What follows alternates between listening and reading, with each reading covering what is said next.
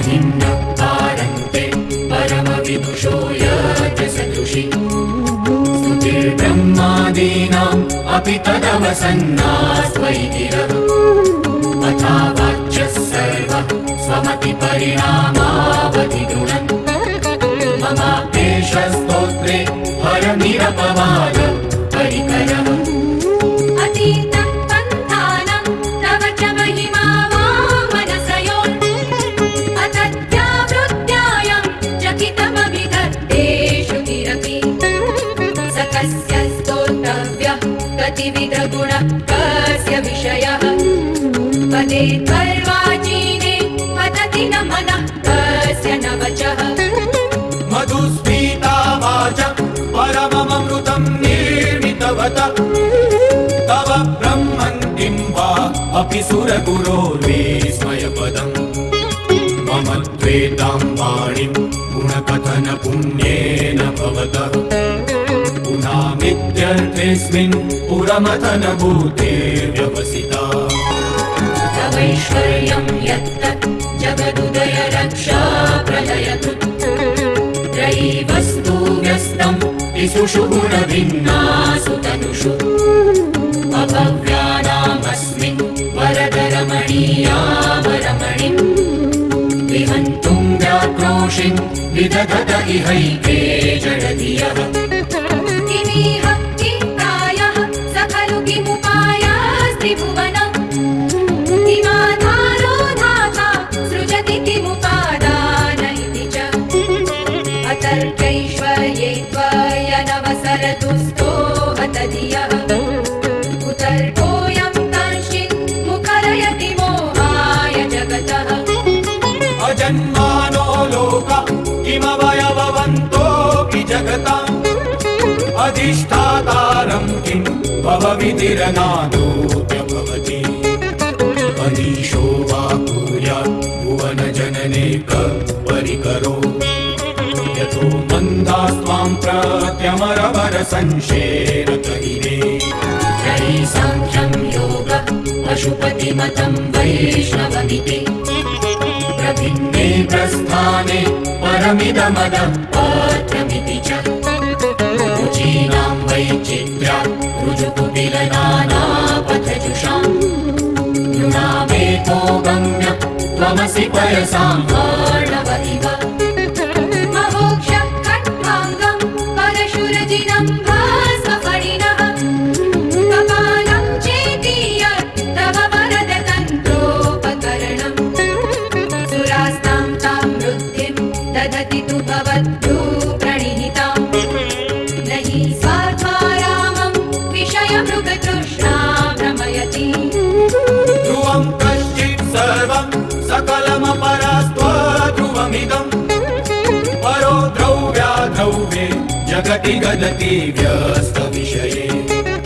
समस्तेऽप्येतस्मिन् पुरमथनतैर्विस्मित इव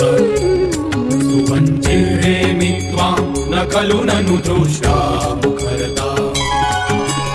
तवैश्वर्यं यत्नात् यदुपरि विरिञ्चो हरिरथः परिच्छेत्तुं याता वनलमनलस्कन्धवपुषः ततो भक्ति श्रद्धा वरगुरुगुणभ्यां गिरिशयत्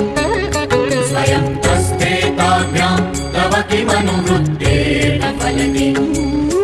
अयत्नादापाद्यं त्रिभुवनमवैराव्यतिकरम् न शास्यो यद्बाहु न मृतरणकण्डो परवशात् शिरः पद्मश्रेणि रचितचरणाम्भोरुहबलेः स्थिरायास्त्वद्भक्तेः त्रिपुरहर विस्फूर्जितमिदम्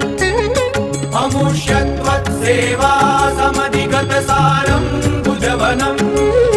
बलात् कैलासेऽपि त्वदधिवसतौ विक्रमयतः अलभ्यापातालेऽप्यलसचलिताङ्गोष्ठशिरसि प्रतिष्ठा त्वय्यासीत् ध्रुवमुपचितो मूयति खलः यदुत्तिं सुत्राम्नो वरद परमोच्चैरपि सति अतश्चक्रे बाण परिजनविधेयस्त्रिभुवनः न तच्च सितरि त्वचरणयो न तस्याप्युन्नत्यै भवति शिरसस्त्वय्यवनतिः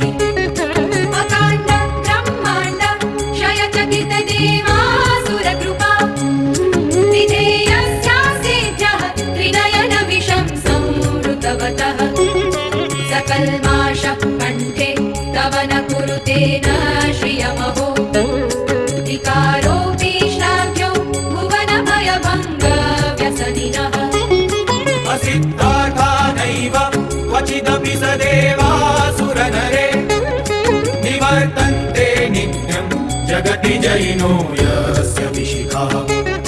स पश्यन्नीशत्वाम् इतरसुरसाधारणमभूत् स्मर्तव्यात्मा न हि वशिषुपद्य परिभवः महीपादाघातात् व्रजति सहसा संशयपदम् पदं विष्णोर्भ्राम्यत् भुजपरिगरुग्रहगणम् मुहुर्द्यौ दौस्त्यं यात्यनिभृतजटाताडिततटा जगद्रक्षायै त्वं नटसि ननु वामैव विभुता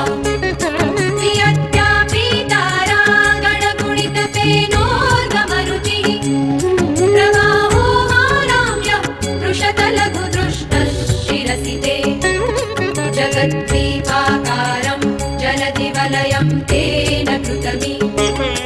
यनेनैवोन्नेयं द्रुतमहिम दिव्यं तव वपुः रथक्षोणीयन्त शतधृतिरगेन्द्रो धनुरथो रथाङ्गे चन्द्रार्कौ रथचरणपाणी शरदिति विचक्षुस्ते कोऽयं त्रिपुरतृणमाडम्बरविधिर् विधेयै क्रीडन्त्यो न खलु परतन्त्रा प्रभुधियः हरिस्ते साहस्रं कमलबलिमाधाय पदयो यदेकोने तस्मिन् निजमुदहरन्ते प्रकमलम् ततो भक्त्युद्रेक परिणतिमसौ चक्रवपुषा त्रयाणां रक्षायै त्रिपुरहरजागर्ति जगताम् रतौ सुप्ते जाग्रत् त्वमसि फलयोगे क्रतुमताम् स्वकर्माप्राप्त्वस्त्वं फलति पुरुषाराधनमृते अतस्त्वां सम्प्रेक्ष्य क्रतुषु फलदानप्रतिभुवम् श्रुतौ श्रद्धां बद्ध्वा दृढपरिकरः कर्मसु जनः क्रियादक्षो दक्षः क्रतुपतिरधीशस्तनुभृता ऋषीणामात्मीज्यं शरणदसदस्या सुरगणाः क्रतुभ्रेशस्त्वद्दः क्रतुफलविधानव्यसनिनो ध्रुवं कर्तुः श्रद्धा विधुरमविचाराय हि मखः प्रजानाथं नाथ प्रसभमधिकं स्वां दुहितरम् गतं रोहितभूतां विरमयिषु नृष्यस्य वपुषा धनुष्पाणेर्यातं दिवमपि सपत्राकृतममुम् प्रसन्तं तेऽद्यापि त्यजति न मृगव्याधरभसः स्वलावण्याशंसा द्रुतधनुषमग्नाय तृणवत् पुरः तुष्टं दृष्ट्वा पुरमथनपुष्पायुधमपि यदि स्त्रैणं देवी यमनिरतदेहार्धघटनात् अवैते त्वामद्धा वद वरदमुग्धायुवतयः श्मशानेष्वा क्रीडा स्मरहर पिशाचा सहचरा चिता भस्मालेप स्रगपि नु करोति परिकरः अमङ्गल्यं शीलं तव भवतु नामैवमखिलम् तथापि स्मर्तॄणां वरद परमं मङ्गलमसि मनः प्रत्यक्चित्ते सविधमवधायात्रमरुतः प्ररुष्यद्रोमाणं प्रमदसलिलो सङ्गितदृशः यदा लोक्याह्लादं हृद इव निमज्ज्यामृतमये तथत्यन्तस्तत्त्वं किमपि यमिनस्तत् किल भवान् अमर्कस्त्वं सोम त्वमसि पवनस्त्वं हुत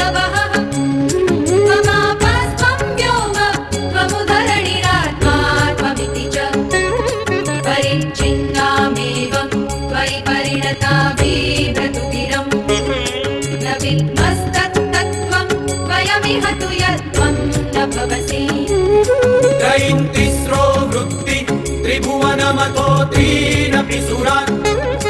अकाराद्यै वर्णै त्रिभिरभिदधत्तेन विकृति तुरीयं ते धाम ध्वनिभिरवरुन्धानमणुभिः समस्तं व्यस्तं त्वां शरणदगुणाभ्योऽमिति पदम्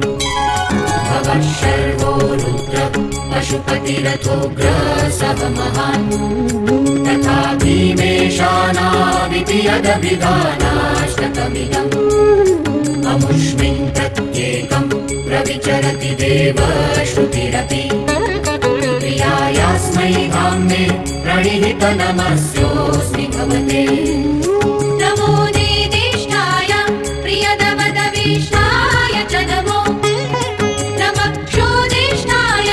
स्मरहरमहिष्ठाय च नमः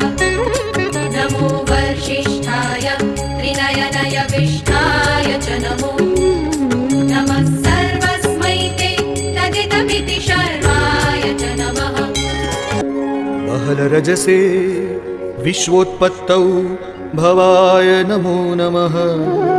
प्रबलतमसे तत्संहारे हराय नमो नमः जनसुखकृते सत्त्वोद्रिक्तौ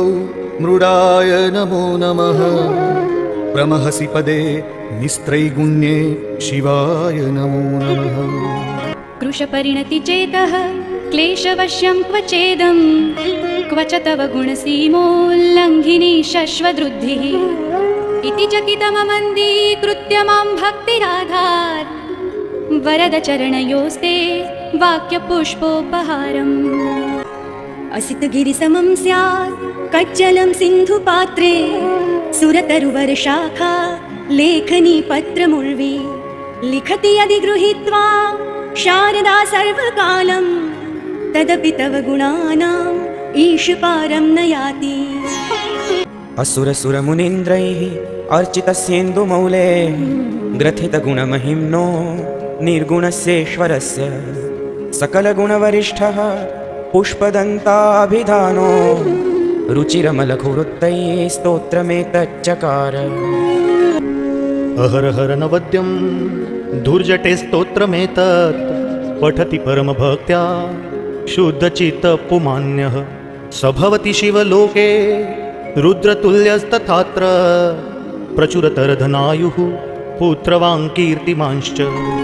महेशान्नापरो देवो महिम्नो नापरा स्तुतिः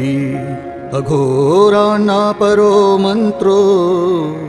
नास्ति तत्त्वं गुरो परम् दीक्षादानं तपस्तीर्थं ज्ञानं यागादिकाः क्रियाः महिम्नस्तव पाठस्य कलां नार्हन्ति षोडशीम् कुसुमदशननामा सर्वगन्धर्वराजः शिशुशशिधरमौलेः देवदेवस्य दासः स खलु निजमहिम्नो भ्रष्ट एवास्य रोषात्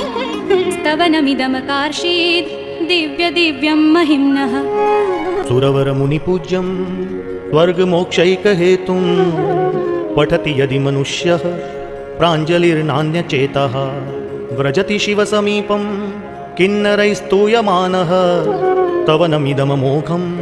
पुष्पदन्तप्रणीतम् असमाप्तमिदं स्तोत्रं पुण्यं गन्धर्वभाषितम् अनौपम्यं मनोहारी शिवमीश्वरवर्णनम् इत्येषा वाङ्मयी पूजा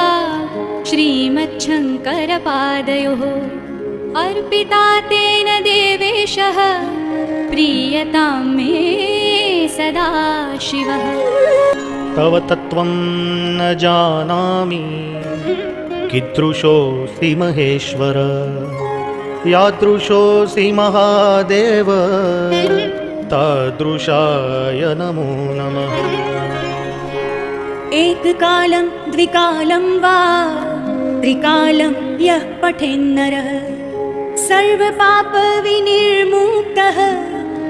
शिवलोके महीयते श्रीपुष्पदन्तमुखपङ्कजनिर्गतेन स्तोत्रेण किल्बिषहरेण हरप्रियेण कण्ठस्थितेन पठितेन समाहितेन सुप्रीणितो भवति भूतपतिर्महेशः। ॐ